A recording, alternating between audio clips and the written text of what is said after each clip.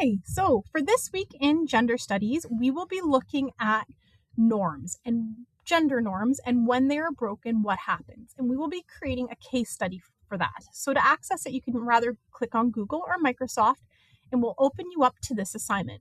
So it's going to be a formal case study with in-depth looks at specific individual. You can look at a specific individual group, organization, event, or a phenomenon that's happened around the world that you can remember or need to research. If you click here, you're going to see some examples of case analysis.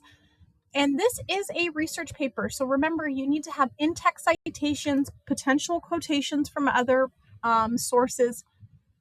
You need to know what those look like. So make sure you watch your video and have a reference page. Also, email me your first submission.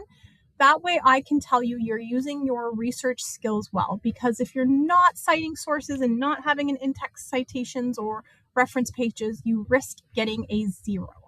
All right, so what is our case study going to look like? You're going to write out a formal report. You can delete these bullets and fill it in with the context here. So what's happening? What's the case? What's the main issue? What is the current context of the case in the area? So is it politically, like what's the political nature in the area? What's the geographical, social movements happening, legislations, values, and what are some of the barriers around gender? And then the challenge to the norms that were presented. So what barriers were placed? What was the gender stereotype that might have been challenged? How did people refuse to follow the norms? And then you're going to look at a primary and secondary players and expand on that. The primary players are the main people who were impacted by the situation.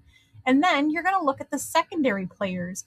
These are the people who oppose the primary person. And how did the different players interact with each other? Who's the opposing secondary group? What do they have to gain by oppression? And then you're going to look at the cause and effects. So how did the misconceptions around this case impact the outcomes? How does it relate to Canada, the world, the community? And then you're going to create your conclusion. So how did this case end? What do you think the reader might feel after reading this? What are your personal thoughts? So you also have to include works cited. This is what APA in-text citations look like. And you must include a link to your resource that I can click on and see your living resource. All right.